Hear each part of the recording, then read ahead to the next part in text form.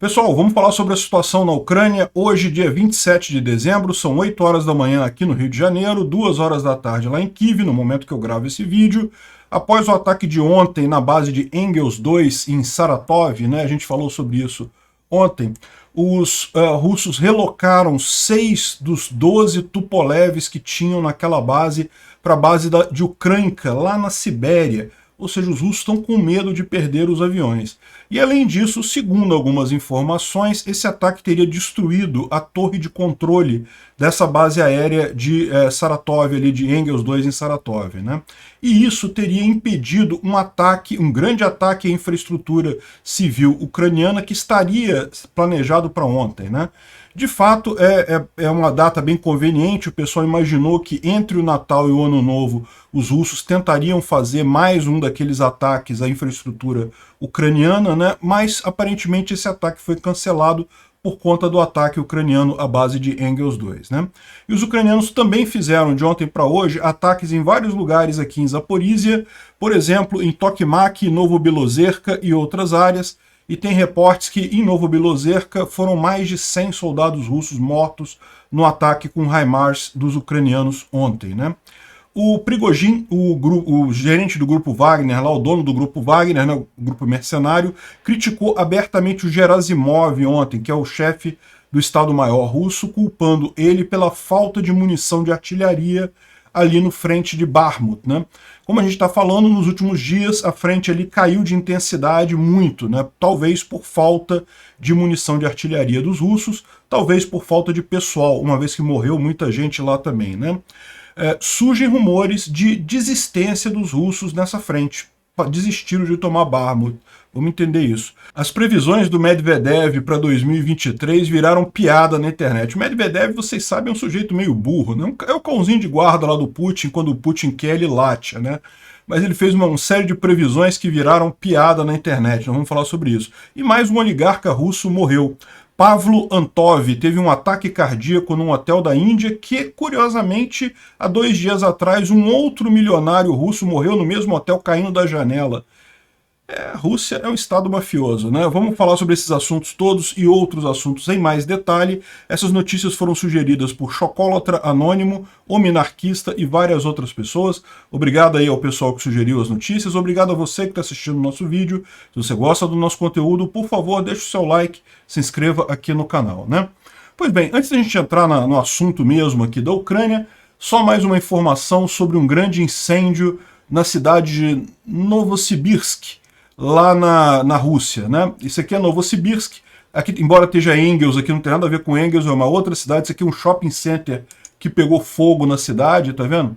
Mais um grande shopping center pegando fogo aí em lugares aleatórios aqui, no armazém em Novosibirsk, Aqui, foi um incêndio grande, Só para vocês verem, eu estou mostrando de vez em quando isso, porque tem tanto caso desse de incêndio na Rússia que é realmente impressionante. É o que eu falo, realmente o número de incêndios que tem em qualquer lugar é muito maior do que a gente pensa, porque você tem um grande número de incêndios residenciais, princípios de incêndio. Agora lá na Rússia é impressionante a quantidade de incêndio que tem, grande mesmo, E ontem a gente já falou sobre o ataque ucraniano à base de Engels 2, a base de Engels 2 fica aqui, e olha só, nesse momento ela está com um alerta de possível ataque aéreo, ou seja, será que os ucranianos vão tentar novamente atingir a base de Engels 2? Vamos ficar sabendo disso amanhã, Mas por hora só tem o alarme aqui. O fato é que ontem os ucranianos conseguiram, usando um drone, e aqui é o ponto que o pessoal está falando, eles continuam usando, dizendo que foi o Tu-141, que é um drone que foi desenvolvido na década de 70, é um foguete teleguiado desenvolvido na década de 70 e teria sido usado para atingir essa base de Engels, mas o pessoal está meio na dúvida disso, porque a verdade é a seguinte, esse drone ele é relativamente lento e é um drone que as forças, as defesas aéreas russas conseguem identificar com certa facilidade. Porque é da época soviética, Foi desenvolvido na era soviética isso daí. Os russos têm todas as informações sobre esse drone. E aí você para pensar, No primeiro ataque que os ucranianos fizeram nessa base de Engels, lá no dia 5 de dezembro, você pode dizer que eles foram pegos de surpresa. Os russos não imaginavam que que os ucranianos iriam tentar um ataque numa base lá dentro da Rússia e coisa e tal, usando mesmo um drone antigo e coisa e tal, mas usando isso, foram pegos de surpresa. Mas esse segundo ataque agora, a gente sabe que os russos reforçaram a defesa antiaérea em todas essas bases, né?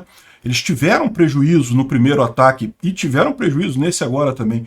Então o fato deles não conseguirem derrubar isso daí diminui a chance de ser mesmo esse drone que está sendo usado, né? A Ucrânia não fala nada, não diz qual drone que está usando. Para ela, se o pessoal está achando que é o Tu-141, tá ótimo, não tem problema nenhum. Continua pensando isso aí. Eu não sei, o pessoal está desconfiando aqui que é possível que tenham sido outros drones mais recentemente desenvolvidos pela Ucrânia, justamente por conseguir passar pela defesa antiaérea russa, né? E o Arestovich, vocês conhecem, a gente sempre lê as lives dele aqui, porque ele traz um monte de insights interessantes.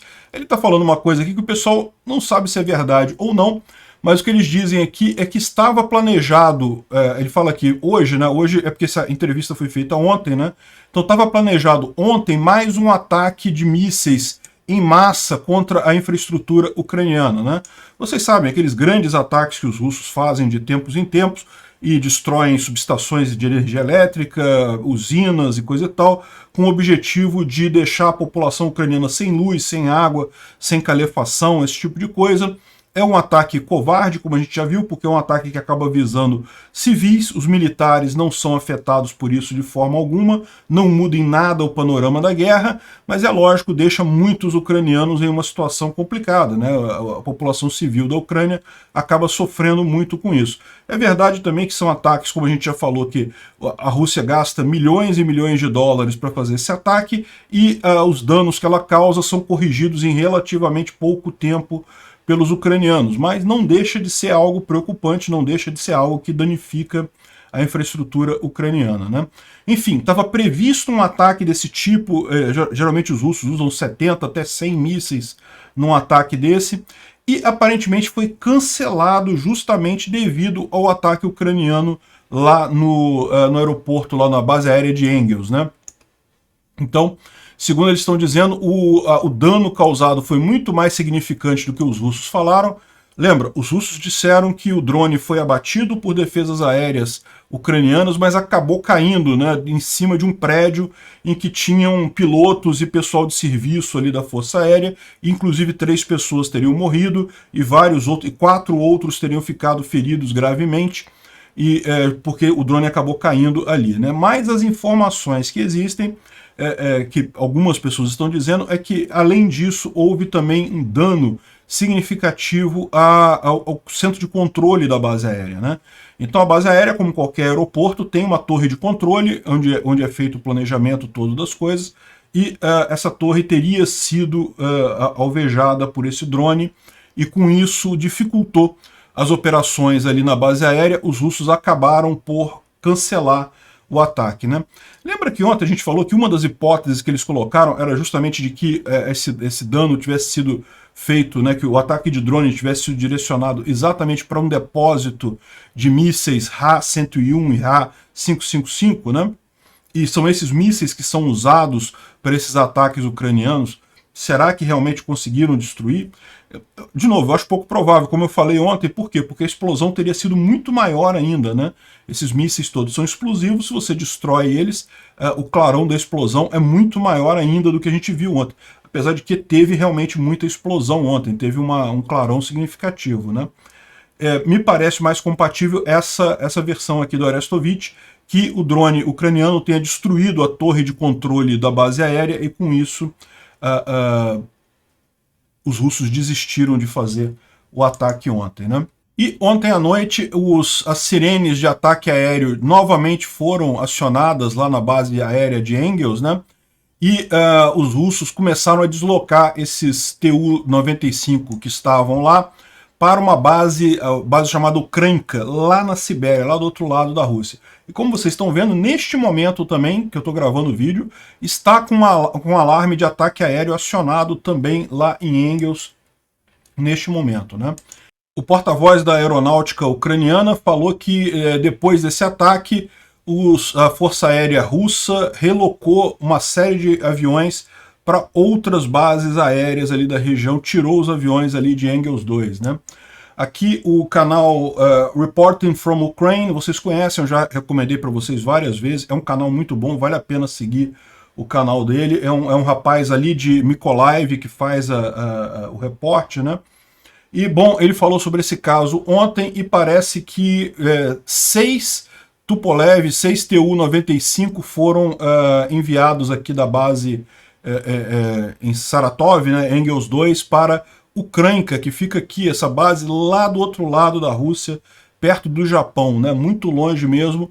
Os russos estão com medo de perder os aviões deles, né? E tem razão em ter medo, porque é aquele negócio, como eu falei, o primeiro ataque ucraniano a essa base, você poderia acreditar a um fator surpresa, né? Ah, não, os ucranianos, ninguém imaginou que os ucranianos fossem fazer esse tipo de ataque, as defesas aéreas não estavam posicionadas e coisa e tal, e acabou acontecendo. Agora, esse segundo ataque, com danos ainda, é sinal de que realmente os russos talvez não consigam proteger essas bases aéreas próximas da Ucrânia dos drones ucranianos, né? Enfim, dá para ver que esse ataque ucraniano lá teve várias consequências positivas nisso daí, embora os ucranianos ainda avisem que é muito provável que os russos tentem mais um ataque contra a infraestrutura civil ucraniana entre o Natal e o Ano Novo. Então, embora esse ataque estava previsto para o dia 26, iria acontecer ontem, acabou não acontecendo em função desse ataque ucraniano à base de Engels, mas eles devem relocar, eles devem refazer o planejamento e tentar novamente esse ataque em alguns dos próximos dias aí, antes do Ano Novo. O objetivo disso, vocês sabem, um dos fatores centrais para os russos fazerem esse ataque à infraestrutura civil ucraniana é justamente o fator de propaganda. Eles querem dizer que os ucranianos estão passando o ano novo, as escuras e coisa e tal, e as dificuldades na Ucrânia e esse tipo de coisa, né? Felizmente, isso não está acontecendo. Os ucranianos não estão se sentindo nessa situação. Ao contrário, esses ataques acabam só reforçando o ódio deles pelos russos, né? Bom, além disso, teve alguns ataques ucranianos aqui na região de Zaporizhia, aqui em bases russas na região de Zaporizhia. Essa aqui que a gente vai ver é aqui em Tokmak, tá? Tokmak é uma cidade muito importante aqui, porque como a gente já falou em outros vídeos, passa por aqui uma linha de trem, que na verdade é a única linha de trem que permite a ligação aqui do Donbás com a Crimeia, né? Então ela passa aqui por Tokmak, que é relativamente perto da linha de frente, né? E houve um grande ataque ucraniano lá. Eu vou tocar aqui para vocês, dá só para ouvir, tá? Não dá para ver praticamente nada, não.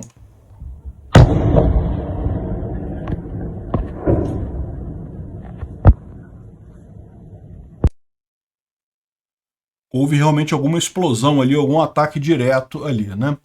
Além disso, a gente tem a informação que os ucranianos também atacaram Novobilozerka, também ali em Zaporizhia, atingiram uma base russa na região e mataram 100 soldados russos, ou até 100 soldados russos, como resultado desse ataque ali em Novobilozerka.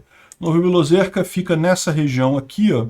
Tokmak está aqui, então é mais para cá um pouquinho, mas certamente é um lugar também que os russos usam como base aqui para a linha de frente aqui em Zaporizhia, né?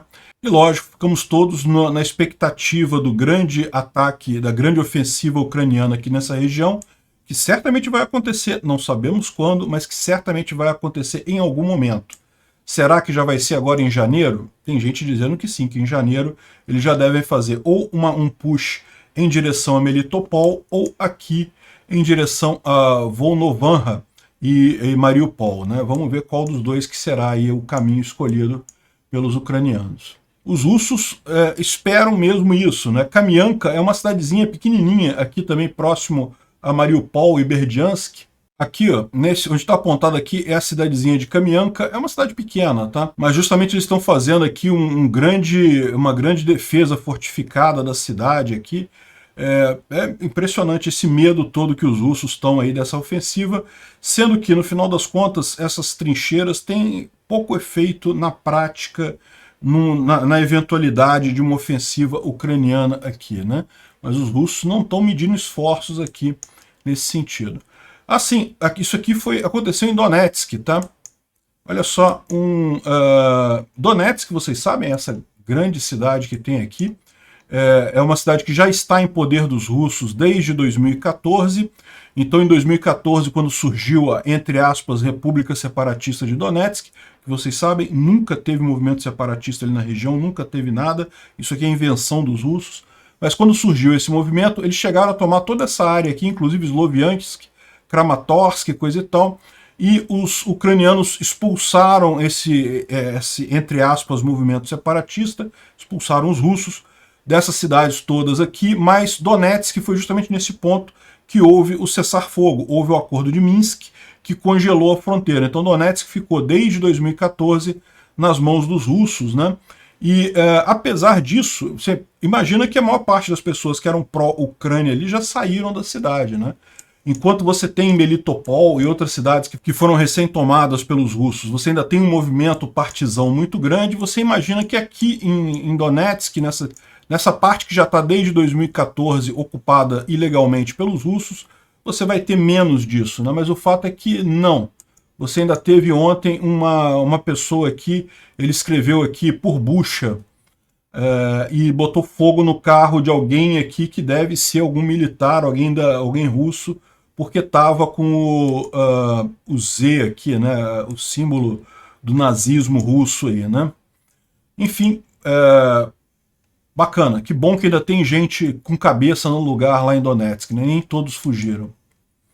Bom, e tá havendo uma briga grande, aliás, essa briga não é de agora, já está acontecendo há algum tempo, né? Entre o Prigozhin e o exército russo, né? A estrutura militar russa tradicional. E lembra, o Prigozhin, ele é capacho do Putin, então na verdade isso daí é uma guerra do Putin contra as próprias forças armadas. O Prigozhin já criticou vários generais russos, vários comandantes, e agora ele mirou as artilharias dele no Gerasimov, que é o Estado-Maior, né? O chefe do Estado-Maior do exército russo. Então, hoje novamente o Prigozhin visitou, isso aqui é o Telegram do Grey Zone, tá? Que é o canal justamente do Grupo Wagner, né? Visitou seus combatentes do Wagner Group na frente de Bakhmut, né? Isso aconteceu ao mesmo tempo que está circulando um vídeo na internet em que lutadores criticaram o chefe, né, o general-chefe das Forças Armadas Russas, o gênio Valery Gerasimov. Em particular, as palavras que foram usadas foram, eu não vou falar aqui porque o YouTube não gosta, e, enfim, xingaram ele de nomes homofóbicos, né, vamos colocar assim. E depois disso, os músicos reclamaram da falta de munição de artilharia. E devido a isso, eles não conseguem ajudar a infantaria deles, que acaba sofrendo muitas perdas, mais do que poderia ter próximo a Bakhmut, né? E daí o cara que está comentando aqui no Grey Zone fala que, embora eu não queira demonizar o Gerasimov, eu posso dizer que de fato existe a falta, o problema com munição de artilharia, né?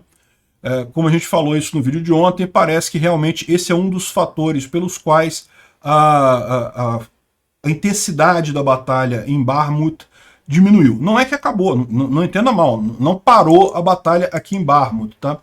Continua tendo muita batalha, muita briga, mas dá para ver que teve uma diminuída aqui na força russa nessa região, né? Esse aqui é o vídeo em que os mercenários russos lá do Grupo Wagner criticam o Gerasimov, né, que ele estava mencionando ali. Под Бахмутом против всей украинской армии воюем. Где ты? Помоги нам, наконец-то. Назвать тебя, блядь, больше. Enfim, eles criticam a falta de munição e falam alguns insultos para o Gerasimov e coisa e tal, dizendo que os soldados deles estão morrendo porque não tem munição para eles fazerem o suporte de artilharia. Mas lembra que ontem mesmo a gente falou que algumas pessoas fizeram a contracrítica a isso daí, né? O pessoal do Grupo Wagner estaria gastando munição demais, estaria desperdiçando munição em um monte de ataques ao mesmo tempo sem sentido. E, além disso, o problema não seria não apenas a falta de munição, mas também a exaustão do próprio canhão, né, do próprio obus. Vocês sabem, essas armas de artilharia, elas precisam de fazer manutenção de tempos em tempos, né?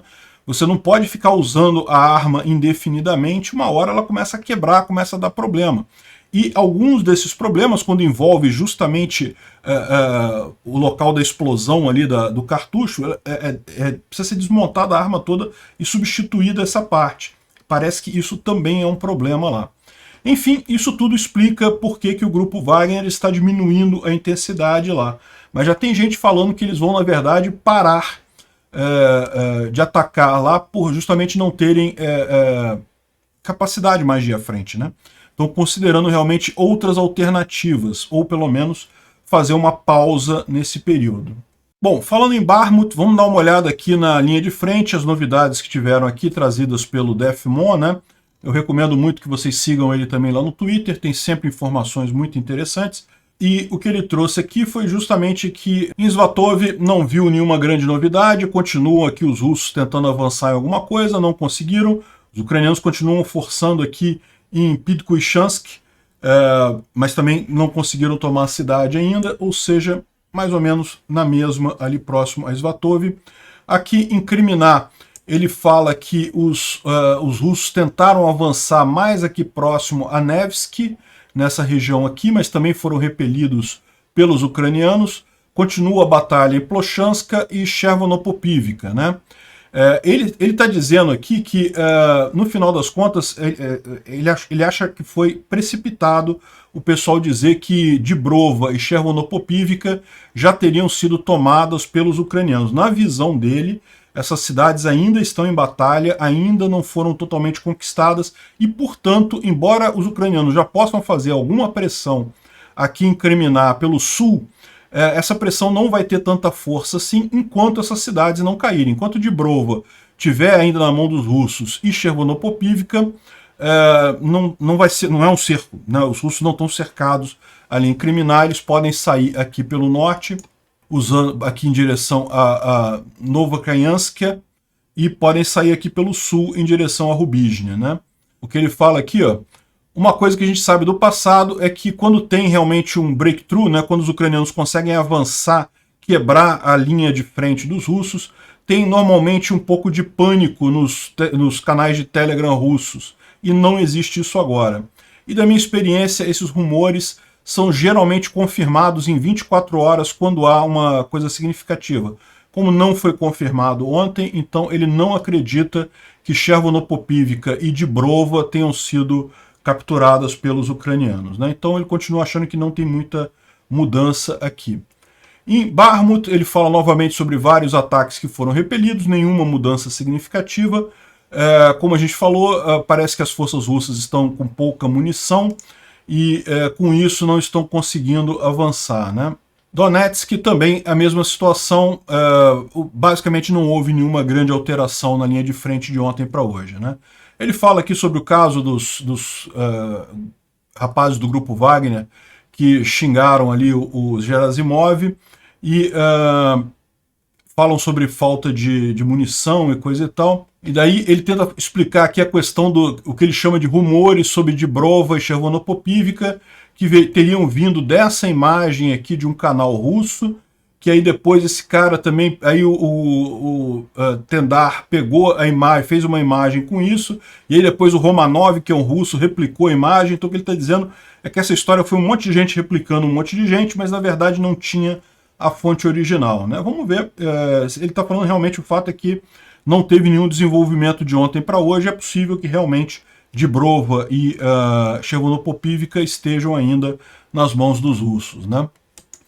E, bom, teve também ontem uma live do Arestovich, em que ele falou uma série de coisas interessantes. Ele começou com aquela coisa da base aérea de Engels, né? A gente já falou sobre isso, mas só para reforçar, segundo ele está dizendo, foram 10 aeronaves que fugiram para outras bases aéreas. A informação que a gente tinha antes eram 6 aeronaves. E, segundo ele está dizendo, um ataque aéreo massivo estava marcado para dezembro, dia 26 de dezembro, mas não aconteceu justamente porque o centro de controle de voo foi danificado e, com isso, todo o pessoal do turno foi destruído, segundo rumores, né?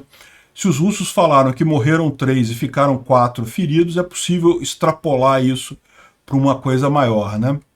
um grupo de operações especiais da Ucrânia foi morto em Berdiansk, na região de Berdiansk, na Rússia, né? É uma pena isso, mas é possível que tenha acontecido mesmo. A gente sabe que a Ucrânia tem esses grupos de sabotagem que atuam dentro do território russo. Ele fala um pouco sobre o encontro do CIS, a gente vai falar sobre isso daqui a pouquinho, e fala também sobre a questão das sanções, mas o interessante que tem aqui é que ele fala também sobre a questão da situação da Federação Russa nas Nações Unidas. Ele traz de volta um assunto que parece que a Ucrânia vai fazer uma petição legal reclamando a incompetência da presença da Federação Russa como um membro permanente do Conselho de Segurança da Rússia, né? E aqui cabe uma observação, eu cheguei a fazer até um vídeo sobre isso mais no início da guerra, explicando essa situação, porque, você sabe, o Conselho de Segurança da ONU tem 5 membros permanentes, né? A China, os Estados Unidos, a França, a Rússia e o Reino Unido, a Inglaterra, né? Então são esses 5 que têm o poder de veto. Isso é um poder muito grande, né? Se qualquer resolução que seja aprovada ali no Conselho de Segurança, eles podem vetar essa resolução e, por exemplo, isso impede qualquer crítica maior da ONU à Rússia, qualquer ação maior da ONU contra a Rússia, porque a Rússia veta, ela tem o poder de veto, então pronto, não tem o que se discutir, né? Só que existe um porém nessa história toda, que é o seguinte, se você lê a carta de criação das Nações Unidas, ela não dá essa cadeira da Rússia para a Rússia. Na época, quando as Nações Unidas foi criada, em 1950, essa cadeira foi dada à União Soviética. E lembra, a União Soviética é mais do que a Rússia. A Ucrânia, por exemplo, fazia parte da União Soviética. E a cadeira foi dada para a União Soviética. Quando acabou a União Soviética, houve uma reunião no Conselho de Segurança em que decidiu-se que essa cadeira ficaria com a Rússia. Mas o que está acontecendo agora? O que a Ucrânia está alegando? A Ucrânia está alegando que a Rússia, como ela não cumpriu toda a parte, todos os compromissos que os países assumiram com relação à ONU, notadamente não iniciar agressão contra outros territórios, então, na verdade, a Rússia deveria ser tirada desse Conselho de Segurança e esse assento deveria ser dado à Ucrânia. Porque, veja, é aquele negócio, né? Era da União Soviética, não era da Rússia. Não tem em lugar nenhum do estatuto original das Nações Unidas dizendo que a Rússia tem assento permanente. É a União Soviética que tem, e a Rússia acabou recebendo por delegação. Da mesma forma, a Ucrânia poderia receber. E o que eles estão alegando é justamente que seria isso. O assento da Rússia, o assento da União Soviética deveria ser dado à Ucrânia e não à Rússia. E o mais engraçado de tudo já existe um precedente disso. Sim, porque o que aconteceu? Quando foi lá em 1950, lembra, a ONU foi criada em 1950. A China ganhou uma cadeira no Conselho Permanente, né? Só que a China, na época, não era a China comunista, era a República da China. Então o que aconteceu? A China comunista tomou todo o país, a República da China foi para Taiwan. Então, hoje em dia, Taiwan, você tem ainda é chamado República Popular, República da China, né? A China continental é República Popular da China, que é a China comunista, que é dirigida pelo Xi Jinping, e a outra é a República da China, também é assim que é o nome, lá em Taiwan, né? E na ONU, essa cadeira, que hoje é da China, era de Taiwan, era da República da China. E aí o que aconteceu? Houve uma reunião e decidiu-se que, por voto da maioria absoluta, né? Não maioria dos presentes, mas maioria absoluta dos delegados na Assembleia Geral da ONU, você pode decidir mudar o assento permanente de alguém no Conselho de Segurança da ONU se houver mudança de regime nesses países. Então, repara, está aberto o precedente. Basta essa petição da Ucrânia ser colocada na Assembleia Geral da ONU, se for aprovada por maioria absoluta, a Ucrânia herda o assento permanente na ONU da União Soviética e a Rússia fica sem, né? Eu não acho que isso vá acontecer, tá, gente? Por quê? Porque, no final das contas, a lógica de designação desses assentos na ONU é bem clara. É para quem tem bomba atômica. Quem tem bomba atômica tem assento permanente, né? Ou pelo menos assim era originalmente. Hoje em dia tem mais países que têm bomba atômica, mas esses eram os originais que tinham lá no início, que realmente como são os que têm a possibilidade de destruir o mundo, né, o pessoal optou por dar uma classificação mais alta. E como quem tem bombas atômicas é a Rússia e não a Ucrânia, eu não acredito que isso vá mudar. Pode ser uma tentativa interessante, no final das contas, de pelo menos assustar a Rússia, né? Aqui ele fala de novo sobre o ataque lá no campo de Engels, né? Ele fala que 7 Tu-95 e 3 Tu-160 foram lá para a Ucrânia, foram tirados para outras bases. E depois complementa aqui mais alguma coisa sobre aquele líder lá da Geórgia, né? O Saakashvili, que está em greve de fome, está com a saúde muito ruim e coisa e tal, enfim. O Instituto para o Estudo da Guerra fala que, ao contrário do que foi dito por muitas mídias por aí, o Putin não se ofereceu para negociar a paz no dia 25 de dezembro, aquilo ali foi só uma jogada de marketing. A gente sabia que era, né? O Putin gosta de falar essas coisas, não, podemos negociar, estamos prontos para acabar a guerra, mas não é nada, é só para fazer marketing. Isso daí é uma campanha de informação destinada a fazer o Ocidente acreditar que a Ucrânia precisa fazer concessões para começar a negociar com a Rússia. Não tem lógica nenhuma isso daí, né? A inteligência ucraniana reportou que um oficial ligado ao grupo Wagner foi colocado como comandante do distrito militar do Ocidente lá na Rússia, né? É uma coisa impressionante isso daqui, é o que eu falo para vocês. Está havendo uma disputa muito grande entre o grupo Wagner e o exército formal da Rússia, né? E o grupo Wagner, é bom lembrar, é do Prigozhin, que é muito ligado ao Putin, né? A gente nunca sabe. O Prigozhin, ele tem feito algumas movimentações que parecem indicar que ele gostaria de tirar o Putin, ele assumir o lugar do Putin. Mas, por outro lado, ele é muito submisso ao Putin. Então pode ser que, na verdade, ele esteja fazendo essas coisas só para incutir no Ocidente aquele medo, né? Olha só, se derrubar o Putin, pode chegar alguém como o Prigozhin, por exemplo, que é muito pior do que o Putin, coisa e tal, né?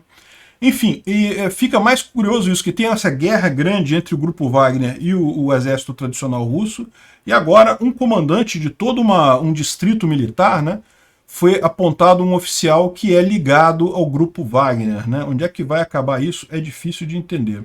Bom, teve um encontro meio que de emergência, um encontro informal entre o pessoal do CIS, né? O CIS é a União Europeia da Rússia, tá? São vários países ali que tem um grupo de integração econômica, né? Basicamente Cazaquistão, Belarus, Rússia e Tajiquistão, Uzbequistão, aqueles países todos ali da região, né? E Armênia, Azerbaijão também. Tiveram esse encontro de emergência lá, mas na verdade não fizeram muita coisa não, né? O pessoal aqui do Euromaidan está falando sobre, a gente assume que eles estão criando um plano X que vai ser apresentado para o Putin aí pelos líderes desse grupo, né? Mas a verdade é que eu acho que não vai ter nada não, vamos ver isso daí. A impressão que dá é que o Putin fez isso só para se mostrar importante, falar que ainda pode fazer um encontro com vários chefes de Estado, as pessoas ainda se preocupam com isso, né? Enfim, a verdade é que o Putin está cada vez mais isolado, e mesmo esse pessoal que está aí, a maior parte está aí por obrigação de tratado, não queria estar aí, né? Aqui algumas imagens de russos preocupados porque não conseguem sacar dinheiro, brigando na entrada do banco, algumas pessoas postando imagens de longas filas para sacar dinheiro lá na Rússia. A gente está falando que isso aí parece estar acontecendo em alguns bancos. Eu não acredito ainda que seja algo universal lá na Rússia, que esteja sem dinheiro de forma geral, até porque rublo é rublo, né? O Putin pode imprimir quanto quiser no final das contas, mas o fato é que parece ter indicação de problemas lá na Rússia nesse sentido. Alguns dias atrás, o grupo Wagner fez um funeral de um combatente do grupo Wagner em São Petersburgo, né? Aí fizeram aqui, tem um vídeo, né, um monte de gente no cemitério falando, lamentando a morte do cara, tratando ele como um grande herói, né, que era um oficial lá do grupo Wagner, né? Agora aqui saiu a informação de que, na verdade, esse funeral de ostentação lá do grupo Wagner era, na verdade, uma produção, foram contratados extras, né? Aqueles que quisessem participar dessa cerimônia teatral eram pagos 1.500 a 2.500 rublos, e no total o planejamento era achar 400 pessoas para fazer isso, mas eles só conseguiram arrumar 50, que foi o pessoal que estava ali nesse funeral aqui de mentirinha do pessoal, né? Não duvido não. Realmente o pessoal ali tá com cara de que, pô, acaba logo esse troço aí que eu quero receber meus rublos e ir embora para casa. Uma informação que eu não tinha ainda, né? Vocês lembram o Rogozin, que ele era o ex-chefe da Roscosmos, a NASA lá da Rússia, né? E ele estava em Donetsk, ele está participando da guerra de alguma forma e ele foi atingido, durante o aniversário dele, ele foi atingido na parte abaixo das costas, como o pessoal diz, né? Foi atingido na bunda. E parece que a informação que a gente tem é que ele está paralítico, tá? Ele não está conseguindo mover as pernas. Eles ainda vão tentar fazer uma operação de emergência para ver se consegue fazer ele tirar o fragmento que está impedindo ele, que pode ter se alojado na espinha, né? E daí para ele tentar voltar a andar, mas aparentemente ele vai ficar paralítico. A informação que o Chuck Farrer traz aqui para a gente é que ele era o líder de uma outra unidade mercenária russa chamada Tsar Wolfs, e está indo para cirurgia amanhã, ou seja, hoje, né? Isso aqui é de ontem. E isso é uma outra coisa curiosa. Como eu falei para vocês, a gente fala muito do grupo Wagner porque é o maior exército mercenário que tem na Rússia. Mas tem vários exércitos mercenários na Rússia. Tem o grupo Russisch, tem o Tsar Wolfs, e agora a gente sabe que o Rogozin, o que ele estava fazendo ali? Ele estava comandando um desses exércitos mercenários ali na região, né? São muito menores do que o grupo Wagner, mas ainda assim significativos nessa guerra. Então, bem feito para ele, né? O Stoltenberg, que é o secretário-geral da OTAN, né, ele falou que 2023 vai ser o ano que a Suécia e a Finlândia vão entrar para a OTAN, né, que, segundo ele, está muito próximo de concluir o processo todo e a entrada deles na OTAN. Isso é uma previsão para 2023 que eu acho bastante razoável, né? Vocês sabem, ainda falta a Hungria e a Turquia avalizarem a entrada da Suécia e da Finlândia na OTAN. A Turquia vai segurar isso por bastante tempo, porque eles têm ligação com os russos e coisa e tal, mas eles estão sendo pressionados e é bem provável que ao longo de 2023 isso acabe acontecendo, né? A Hungria já falou que está perto de aprovar, deve aprovar nos próximos meses isso, né? Embora o Orbán seja um meio aliado do Putin, uma espécie de Bolsonaro da região ali, mas mesmo ele já avisou que vai aprovar a entrada na OTAN desses outros países, né? Agora, quem também estava fazendo previsões para 2023 é o Medvedev, né? O Medvedev, vocês sabem, ele já foi presidente da Rússia, ele já foi primeiro-ministro do Putin, mas na verdade ele é um capacho do Putin, tá? Ele é um cachorrinho do Putin ali, e ele adora latir, late pra caramba. O Putin manda ele latir, ele late o tempo todo, né? Só fala merda. E na época, quando a Rússia você não podia ter mais do que uma reeleição, então o Putin se elegeu em 2020, alguma coisa assim, tá? Aí em 2024 se reelegeu, quando chegou em 2028 ele não podia de novo pela lei na Rússia. Daí ele botou o Medvedev, que ficou um período de 4 anos, aí o Putin voltou de novo em 2012, e daí o Putin conseguiu inclusive mudar a lei da Rússia, agora não tem mais esse negócio, ele pode continuar presidente quanto tempo for, e o Medvedev continua sendo o capacho dele lá, e ele deu essas previsões para 2023, né? O preço do óleo vai subir a $150 o barril, e o preço do gás $5.000 por 1.000 metros cúbicos. O Reino Unido vai voltar para a União Europeia, e a União Europeia vai colapsar depois da volta do Reino Unido, né? O euro vai cair e vai deixar de ser usado como moeda na Europa.